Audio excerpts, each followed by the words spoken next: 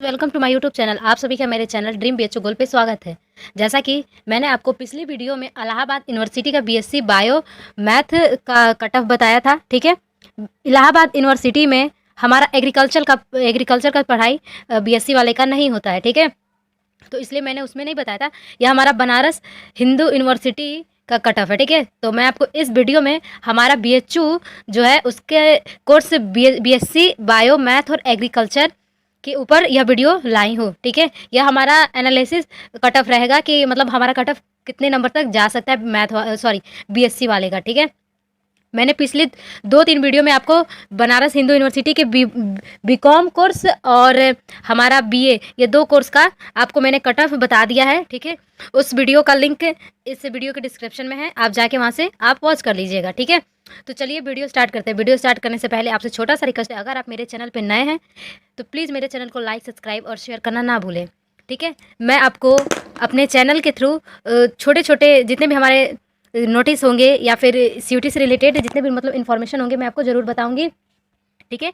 और हमारा कहाँ तक कितने नंबर तक हमारा कट ऑफ जा सकता है उसका एनालिसिस इस वीडियो में आपको बता रही हूँ, ठीक है। तो जैसा कि पहले एनालिसिस बताने से पहले, कट ऑफ बताने से पहले मैं आपको यह जो बनारस हिंदू यूनिवर्सिटी है उसमें जो बीएससी कोर्स है उसकी कुछ एलिजिबिलिटी बता दूँ आपको कि हम अगर मान लीजिए हम अच्छे नंबर से भी पास है, अगर हम इसके लिए एलिजिबल नहीं है तो हमारा कोई मतलब नहीं है अच्छे नंबर लाने का, ठीक है। तो हमें इसका एलिजिबल जान लेना चाहिए, ठीक है। और उसके बाद हम अपना जो भी मतलब आगे का प्रोसेस करना है वो कर लेते हैं, ठीक है। तो चलिए वीडियो स्टार्ट करते हैं। तो यहाँ पे हमारा सबसे पहले क्या है, बीएससी मैथ, ठीक है। तो बनारस हिंदू यूनिवर्सिटी में बीएससी मैथ का कोर्स है, ठीक है।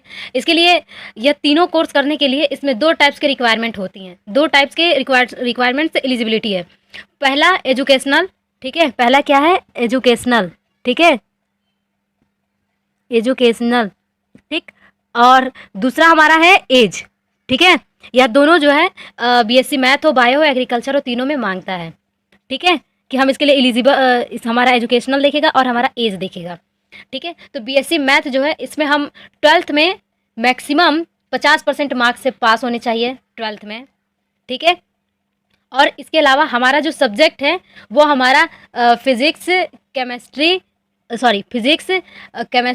और मैथ होना चाहिए, ठीक है। अगर कोई जैसे कोई जियोलॉजी पढ़ा हो, कंप्यूटर साइंस पढ़ा हो, ये टेक्निकल या जियोग्राफी, ये सब से भी यहाँ पे चल जाता है, ठीक है।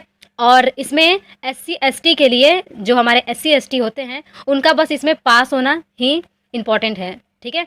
और ओबीसी के लिए हमारा जो ओबीसी कैंडिडेट है उनका 45% भी आएगा अगर 12th में, तो वो बीएससी मैथ के लिए एलिजिबल है, ठीक है।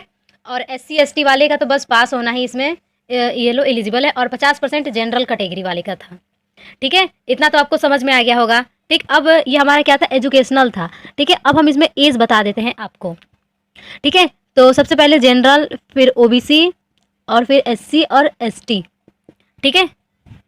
तो जो हमारा ये जनरल कैंडिडेट है, अगर इनका जो डेट ऑफ बर्थ है 1 जुलाई के बाद, मतलब पहले ही 1 जुलाई तक अगर ये 22 ईयर्स के हैं तो यह इसके लिए एलिजिबल हैं, ठीक है। वही ओबीसी कैंडिडेट जो है वो 25 ईयर्स के हैं तो वो भी इसके लिए एलिजिबल हैं। और एससी एसटी इनका 27 ईयर है, ठीक है। अगर ये 27 ईयर्स के भी हैं और बीएचयू के लिए बीएससी मैथ के लिए अप्लाई किए हैं तो यह इसके लिए एलिजिबल हैं, ठीक है।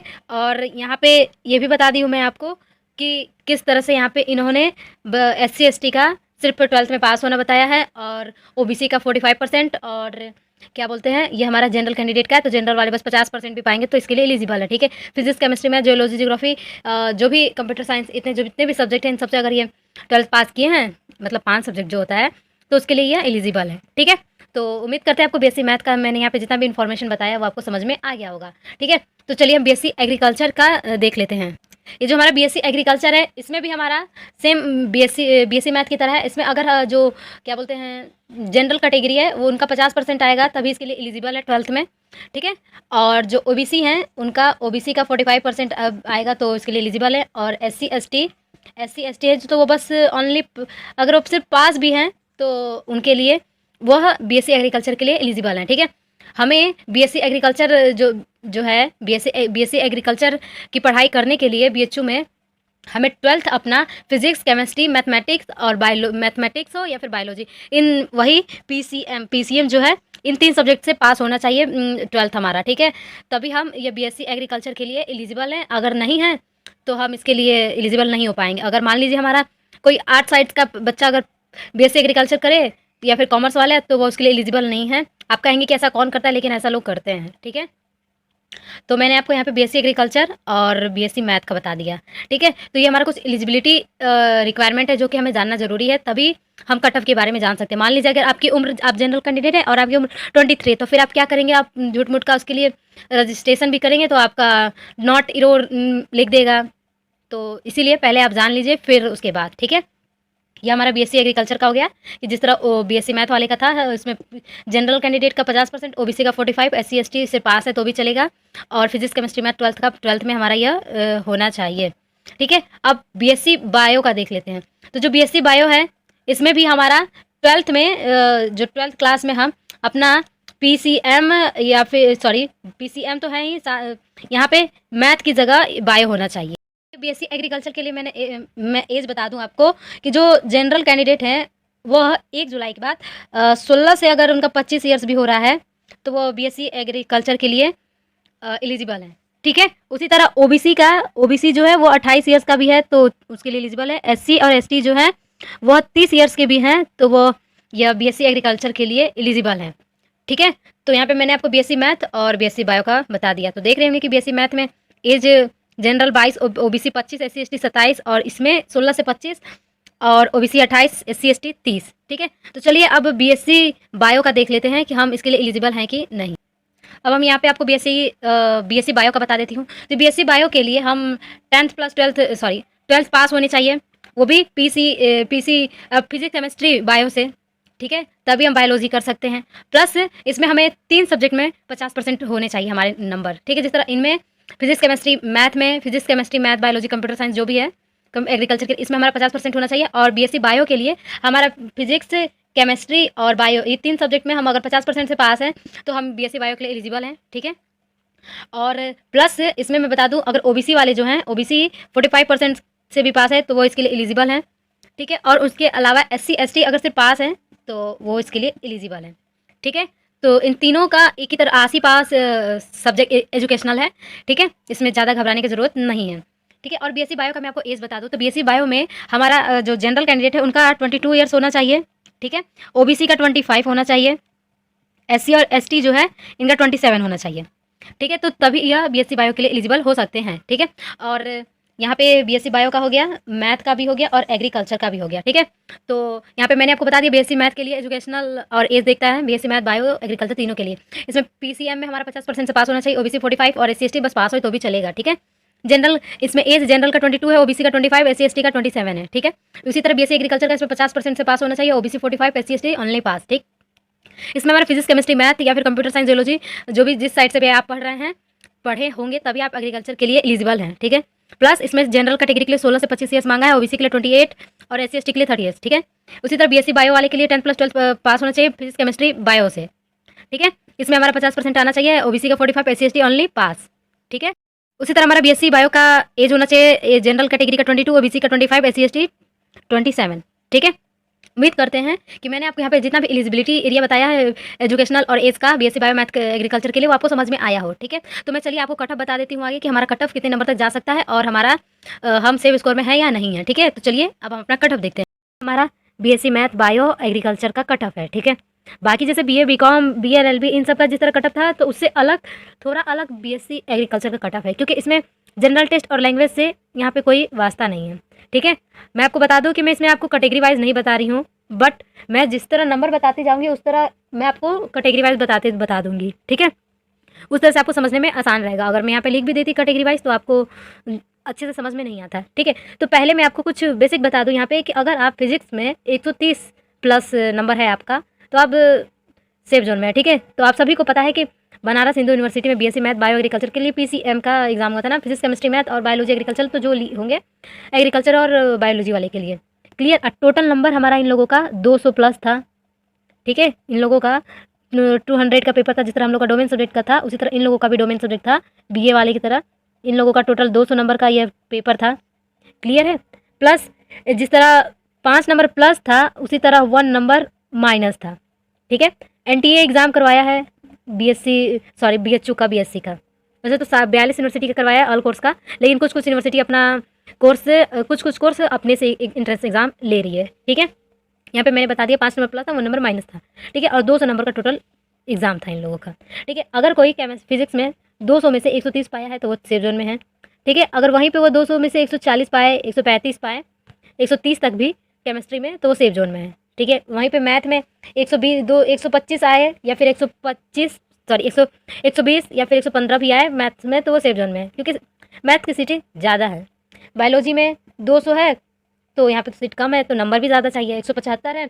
अगर आपका 165 भी है तो भी आपका चांस ज़्यादा है। अगर आप फीमेल कैंडिडेट है तो अगर आपका 150 तक भी है तो आपका चांस बन सकता है एमएमबी में, ठीक है। वहीं एग्रीकल्चर में अगर आपका 155 प्लस है, 155 या फिर 140 या फिर 145 ये सब प्लस है, तो आपका एग्रीकल्चर में भी चांस बनता है, ठीक है। तो मैं यहाँ पे आपको बता दूँ बीएससी एग्रीकल्चर का बायो में अगर आप 170 प्लस पाए हो, केमिस्ट्री में 155, एग्रीकल्चर में 160, तो आप अपना एडमिशन यहाँ पे कन्फर्म तो बोल सकते हैं, क्योंकि आप इतना ज़्यादा नंबर पाएंगे तो खुद ही सेफ जोन में है, ठीक है। तो कन्फर्म ही लगभग समझिए, ठीक है। और जैसे ये हमारा इसमें बीएससी एग्रीकल्चर में क्या बोलते हैं, जैसे कैटेगरी वाइज हो जाएगा। जैसे मान लीजिए यहाँ पे 170 या जनरल कैंडिडेट का ले लेगा, क्योंकि जनरल का कट ऑफ हाई जाता है, ठीक। उसी तरह इस ईडब्ल्यूएस का लेगा तो 5 नंबर माइनस करके 165 ले लेगा। ओबीसी का लेगा तो ओबीसी का 160 ले लेगा। एससी और एससी एसटी जो है उनका 150 के आसपास ले लेगा या फिर 145। इस तरह से बीएससी एग्रीकल्चर का यहाँ पे कट ऑफ इनका जा सकता है, ठीक है। उसी तरह मैथ का हमारा यहाँ पे बीएससी मैथ का फिजिक्स में 135 है, केमिस्ट्री में 145 और मैथ में 130 है, ठीक है। तो मान लीजिए अगर ये जनरल कैंडिडेट का ले फिजिक्स में 135 दिया है यहाँ पे, तो मान लीजिए यहाँ पे 135 है तो 130 हो सकता है, ठीक। ज़्यादा से ज़्यादा कट ऑफ जाएगा तो 125, ठीक है। और उसी तरह केमिस्ट्री का हमारा 145 है तो यहाँ पे 140 या फिर 135, ठीक है। एमएमबी में अगर है मैथ बीएससी मैथ तो यहाँ पे फीमेल कैंडिडेट के लिए 130 जा सकता है, 125 जा सकता है, ठीक है। और बीएससी मैथ का सिर्फ मैथ में यहाँ पे 130 प्लस है। अगर आपका 130 प्लस है तो आप तो सेफ जोन में है ही, बट अगर मान लीजिए आपका 125 है या फिर 120 है, 115 है, इतना है तो भी आप सेफ जोन में हैं, ठीक है। तो ये हो गया हमारा बीएससी एग्रीकल्चर और मैथ का, ठीक है। वहीं हमारा बायो का देख लें तो बायो में फिजिक्स केमिस्ट्री बायो शायद रहता है, उतना मुझे इन लोगों का कोर्स नहीं पता है, ठीक है। तो फिजिक्स केमिस्ट्री बायो में देख लेते, अगर बायो में ले तो 175 ऐसे है तो यहाँ पे हम 160 ले लेते हैं, ठीक है। 160 अगर आपका आया है तो ठीक है। अगर आपका 155 भी है, 150 के भी आसपास है बायो में, तो भी आप सेफ जोन में हैं, ठीक है। और यहाँ पे क्या बोलते हैं, यह हमारा फिजिक्स है तो फिजिक्स में हमारा मान लीजिए यहाँ पे 140 भी हो, 135, 30, 125 तक भी जाए तो हम सेफ जोन में हैं, ठीक है। और केमिस्ट्री का हमारा 135 हो या फिर 130 तक हो तो भी हमारा यहाँ पे सेफ जोन है, ठीक है। वहीं हमारा जनरल कैंडिडेट अगर हैं तो जनरल कैटेगरी का हमारा 155 जा सकता है बायो का, ठीक। उनसे 5 नंबर कम हमारा ओबीसी, उससे 5 नंबर कम रहता है 145 से ईडब्ल्यूएस, फिर उससे 5 या 6 नंबर, 5 से और 10 नंबर के आसपास कम रहता है एससी एसटी वाले का, ठीक है। उसी तरह फिजिक्स बोले तो ये हमारा बीएससी बायो है, इसका मैं कट ऑफ बता रही हूँ यहाँ पे ना। तो इसी तरह फिजिक्स का हमारा 135 मान लीजिए जनरल कैटेगरी का, तो वहीं पे 130 ओबीसी, 125 ईडब्ल्यूएस और 120 या फिर 115 चला जाएगा एससी एसटी का, ठीक है। और केमिस्ट्री का देखें तो केमिस्ट्री का मान लीजिए 135 जनरल कैंडिडेट का, वहीं 130 ओबीसी, 125 ईडब्ल्यूएस, 120, 115 तक हमारा वो क्या बोलते हैं एससी एसटी वाले का चला जाएगा, ठीक है। क्योंकि एससी एसटी का कट ऑफ थोड़ा लो जाता है और ठीक है उन्हें आरक्षण मिलता है, ठीक। यहाँ पे मैंने आपको बीएससी बायो, एग्रीकल्चर और मैथ तीनों का कट ऑफ बता दिया, ठीक है। ये मेरा एनालिसिस है कि हाँ हमारा यहाँ तक कट ऑफ जा सकता है, ठीक है। अगर आपको वीडियो समझ में आया हो, अगर नहीं समझ में आया तो आप कमेंट्स कर दीजिएगा, मैं आपको बता दूँगी, ठीक है। तो उम्मीद करते हैं आप लोगों का इतना नंबर आया हो। अगर नहीं आया है तो उसमें आपको टेंशन लेने की कोई ज़रूरत नहीं है, ठीक है। क्योंकि अभी हमारा आरजीएससी भी है, आरजीएससी में हमारा सिर्फ एग्रीकल्चर का पढ़ाई होता है, ठीक है। तो इस पे हमारा बताना मुश्किल है कि हमारा इसमें एडमिशन कंफर्म ही है कि नहीं, क्योंकि बहुत से ऐसे बच्चे हैं जिन्होंने बनारस हिंदू यूनिवर्सिटी को नहीं बल्कि डीयू को अपना बीएससी मैथ बायो एग्रीकल्चर के लिए टारगेट किया है, ठीक है। तो रजिस्ट्रेशन का तो प्रोसेस चल ही रहा है अभी, ठीक है। और जब तक पूरा रजिस्ट्रेशन नहीं हो जाएगा तब तक हमें कुछ पता नहीं चलेगा, ठीक है। तो जैसे ही पता चलेगा मैं आपको बता दूँगी, ठीक। तो बस आज के लिए बस इतना ही। उम्मीद करती हूँ कि मैंने आपको इस वीडियो में जितना भी बताया वो सब आपके लिए हेल्पफुल हो। अगर मेरी वीडियो आपके लिए हेल्पफुल हो तो प्लीज़ मेरे चैनल को सब्सक्राइब और शेयर करना ना भूलें। हमारा फाइनल कट ऑफ नहीं है, ठीक है, यह बस मेरा एनालिसिस है कि हाँ हमारे यहाँ तक कट ऑफ जा सकता है, ठीक है। क्या पता इससे 10 नंबर आगे या फिर पीछे या फिर 20 नंबर इधर उधर हो जाए, ठीक है। तो उसमें कोई घबराने की बात नहीं है। अगर आप इतना भी हैं आया है तो आप सेफ जोन में हैं, अगर इससे ज़्यादा आया है तो बहुत अच्छी बात है, ठीक है। तो चलिए बस आज के लिए बस इतना ही। मेरे चैनल पर बने रहे, मेरे चैनल को सब्सक्राइब और शेयर करना ना भूलें, ठीक है। Thank you. जितना भी हमारे सीटी से रिलेटेड इन्फॉर्मेशन होगा मैं आपको बता दूंगी, ठीक है। तब तक के लिए मेरे चैनल पर बने रहें। प्लीज़ मेरे चैनल को सब्सक्राइब और शेयर ज़रूर करें। Thank you.